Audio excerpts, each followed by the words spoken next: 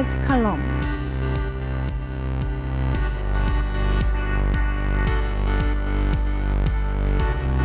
하구 여러분 안녕하십니까? 고려대학교 방송국장 김유진입니다.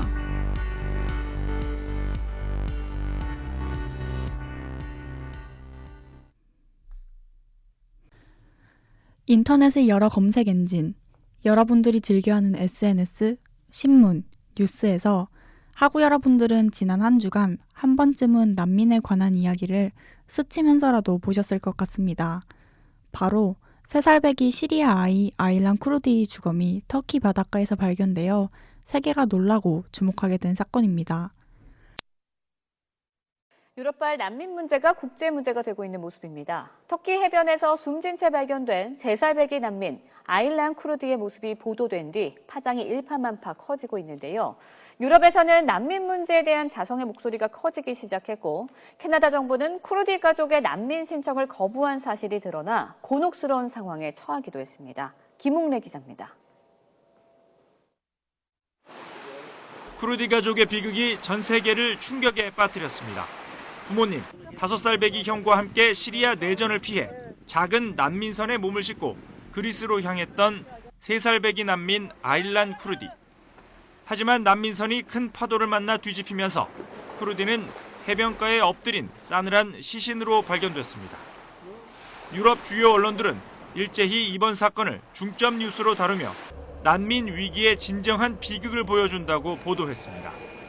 난민 문제 해결에 주저하던 유럽 국가들 사이에서도 자성의 목소리가 터져나왔습니다. Is there anybody on the planet who could not be moved by what they saw in the papers today?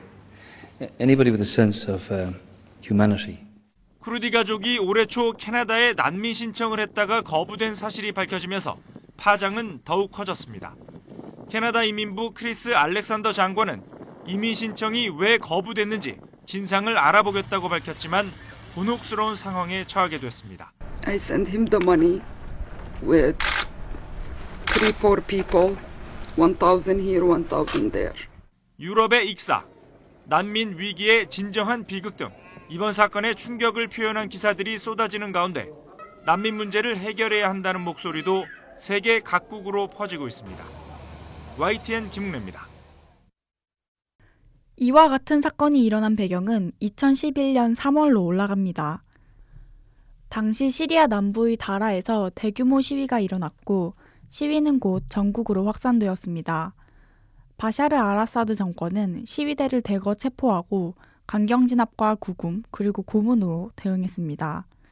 그해 4월이 되자 시리아 아랍의 봄 시위는 아사드 정권 대 반정부 진영 간 내전으로 변하게 되었습니다.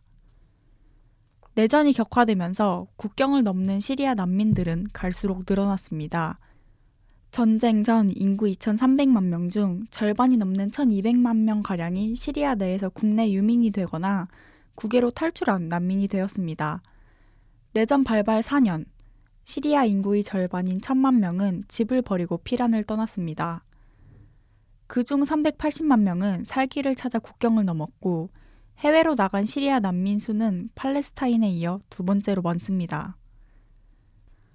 2015년 시리아, 이라크, 아프가니스탄, 소말리아 등을 떠난 난민들 상당수가 유럽을 향해 가면서 지중해는 난민선의 무덤이 되어버렸는데요. 지중해에서는 사상 최악의 난민 참사가 일어났으며 이후 4월 이유는 이탈리아, 그리스의 지중해 연안으로 집중되는 난민들을 다른 유럽 국가로 이송해 부담을 나누겠다고 밝혔습니다.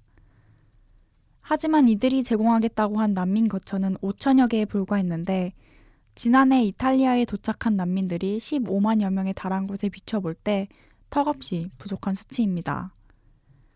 이유는 유럽 국경 순찰대인 프론텍스의 해상 순찰 임무인 트리톤 프로젝트에 대한 자금 지원을 2배 늘리기로 합의했습니다. 가디언은 예산을 겨우 2배 늘린다는 것은 난민 구조 작업을 대대적으로 확대할 의지가 없음을 시사한다고 지적하기도 했습니다. 당시 유럽의 이 같은 조치는 호주의 국경 봉쇄 작전과 흡사한데요. 토니 에벗 총리가 이끄는 호주의 보수 연립정부는 그동안 군 주도로 난민선에 대한 철저한 봉쇄에 나서는 한편 난민들을 무조건 모두 본국으로 송환하는 작전을 펼쳐왔습니다.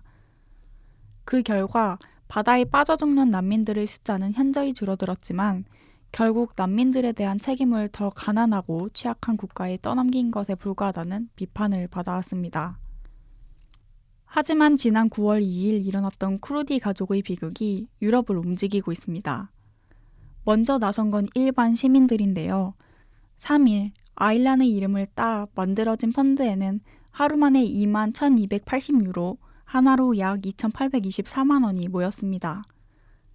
이 펀드에 모인 돈은 영국 구호단체를 통해 시리아 구호에 쓰일 예정이라고 합니다.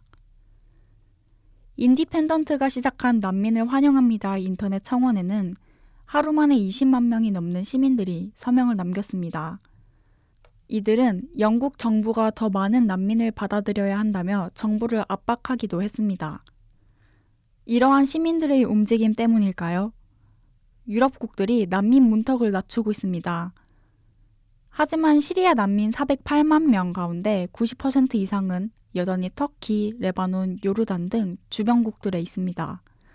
사실 유럽이 받아들인 난민 수는 얼마 되지 않는다는 것이죠. 아일란 쿠르디 사건 뒤 유럽에서는 난민들을 위해 방을 내놓겠다는 주민들의 캠페인이 확산되고 있습니다. 이 캠페인에 통신 재벌 출신 핀란드 총리도 동참하겠다고 나섰습니다. 이집트 갑부는 그리스의 섬을 사들여 난민들에게 내주겠다고도 밝혔습니다. 반면 이스라엘은 시리아의 난민이 넘어올까봐 장벽을 설치하기 시작했습니다. 세계가 난민 문제를 주의 깊게 보고 있지만 정작 우리나라인 한국은 강 건너 불구경인 것 같습니다. 현재 한국행을 희망하는 시리아 난민이 700여 명이며 한국은 1992년 국제난민협약 가입국입니다. 그러나 우리나라에서는 난민에 대한 뚜렷한 정책이 수립되지 않았고 이를 위한 국민적 합의는 논의조차 없는 게 현실인데요. 이에 따라 우리나라도 세계적 위상이나 인도적인 차원에서 우리에게 맞는 난민 정책을 만들 때가 되지 않았냐는 목소리도 나오고 있다고 합니다.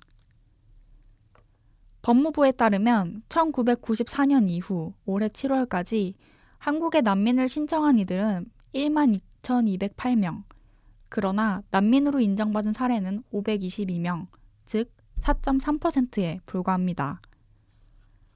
법무부는 국적, 인종, 종교, 특정 사회 집단 구성원 신분, 정치적 의견 등 5가지 요인으로 인한 박해에 한해 난민 지위를 인정하고 있습니다. 유엔 난민기구가 규정한 난민 요건에 따른 것이긴 하지만 한국은 이를 지나치게 엄격하게 적용한다는 비판도 있다고 하는데요. 지난해에만 해도 시리아에서 700명 가까운 사람이 우리나라에 난민 신청을 했지만 단 3명만이 난민 지위를 획득했고 577명은 인도적 체류 지위를 받았습니다. 인도적 체류는 추방되지 않지만 건강보험 등 혜택에서 제외되고 단순 노무직에만 취업이 가능해 사실상 빈곤의 굴레에서 벗어나기 힘든 게 현실입니다. 이와 반대로 EU 집행위원회는 EU 회원국의 난민 수용 규모를 12만 명 더 늘려 16만 명으로 확대하기로 했다고 하는데요. 독일과 프랑스는 전체 난민 가운데 절반가량인 약 5만 5천 명을 수용하기로 했습니다. 이외에 스페인이 1만 4,931명, 폴란드가 9,287명, 이후 네덜란드, 루마니아 순으로 많으며 영국 데이비드 캐머런 총리도 난민 캠프로부터 수천 명을 직접 받기로 했고 뉴질랜드와 호주도 난민을 수용한다는 입장을 밝혔습니다. 세계 각국을 따라 무작정 우리도 난민을 받아들이는 것이 옳은 방법은 아니지만 한 번쯤은 더 관심을 갖고 해결 방안을 생각해보는 태도를 가졌으면 좋겠습니다.